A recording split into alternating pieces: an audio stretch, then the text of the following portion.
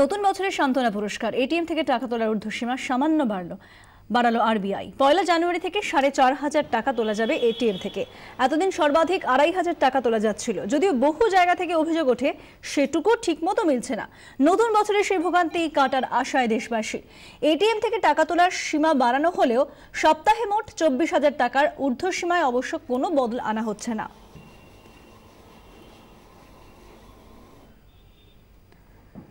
Note বাতিলের 50 দিন পর মিশ্র প্রতিক্রিয়া মিলেছে মধ্যবিত্তের কাছ থেকে। ব্যাংকে দিচ্ছে তো 24,000, কোনো জায়গায় দিচ্ছে, কোনো জায়গায় এখনো 10,000, 2বার 3বার করে দাঁড়াতে হচ্ছে। মানে 50 দিন হয়েছে কিন্তু এখনো পর্যন্ত কোনো সমস্যা মেটেনি। সমস্যা বাড়ছে আস্তে আস্তে, প্রতিদিনে একটু একটু করে একটু সলভ হচ্ছে, কারণ কিছু খুচরো বাজারে এসেছে সেই জন্য।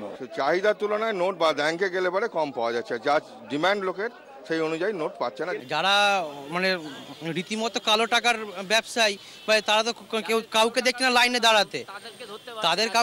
লাইনে দাঁড়াতে, জনসাধারণই সবসময় প্রবলেমটা ফেস করে। पहले भी यहाँ पे आया था, उस समय भी इतनी लाइन थी, आज भी उतनी लाइन है, बैंक्स में भी वही लाइन है, एटीएम में वही लाइन है। এখন মোটামুটি সমস্যা মিটে গেছে, এখন তো অলমোস্ট নর্মাল হয়েই গেছে, এখন আর সমস্যা হচ্ছে না আমাদের। পুরনো 500,000-এর বাতিল হয়ে নোট, নতুন নোট এসেছে, কিন্তু এখনো সমস্যা মিটছে না। অধিকাংশ ক্ষেত্রে খুচরো দিতে পারছেন না ব্যবসায়ীরা। এদিকে খুচরো করতে গিয়ে বাড়ছে ব্যয়ও, মনে করছেন গৃহবধূরা। প্রথমেই তো হচ্ছে গিয়ে যে এখন 500-1000 টাকার নোটটা যদি বন্ধ হয়ে গেছে, 2,000 টাকার নোটটাই মেনলি অ্যাভেল করা যাচ্ছে, কারণ সব এটিএম মেশিন থেকে 2,000ই বেরোচ্ছে। সেই কারণে অত বড় নোটটা ছোটখাটো জিনিস কিনলে বাজারে গিয়ে ওটা ভাঙানো খুবই অসুবিধা, তার জন্য আমাদের অনেক বেশি কিনতে হচ্ছে দরকারের থেকেও। আর মেনলি যেটা হচ্ছে, তাই জন্য বেশিরভাগ ইয়াং জেনারেশন, আমাদের জেনারেশন, তারা কিন্তু যে কোনো রকম সুপার মার্কেটের ওপর নির্ভর করছে। প্রথমে তো খুবই সমস্যা হয়েছে, তারপরে কিছুদিন পর যখন নোট আসা শুরু হলো 500, 2,000, তখন যখন আমি কার্ড নিয়ে যখন তুলতে যাচ্ছি, তখনই 2,000 টাকার নোট আমি পাচ্ছি।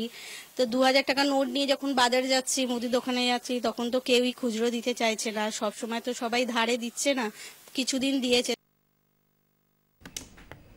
নোট বাতিলের জেরে চিকিৎসা করাতে গিয়ে সমস্যায় পড়েছেন সাধারণ মানুষ, অভিযোগ মুখ্যমন্ত্রীর।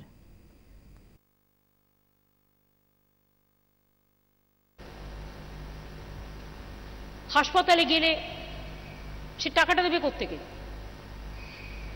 24,000 টাকা বলছে সপ্তাহে আপনি উইথড্র করতে পারেন, তার মানে মাসে যদি আপনি 4 সপ্তাহে উইথড্র করেন, মাসে হচ্ছে 96,000 টাকা।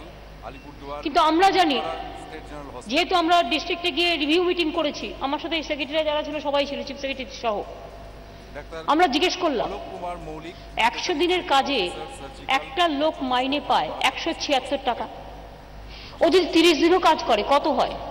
5,300-400 টাকা হবে। সেই টাকাটা ব্যাংক দিতে পারছে না, টাকা নেই, ক্যাশ নেই। তো 24,000 টাকা আপনি পাবেন কোত্থেকে সপ্তাহে, যদি 5,300 টাকা দিতে না পারে? বছর শেষে রাজ্য সরকারি কর্মীদের জন্য সুখবর।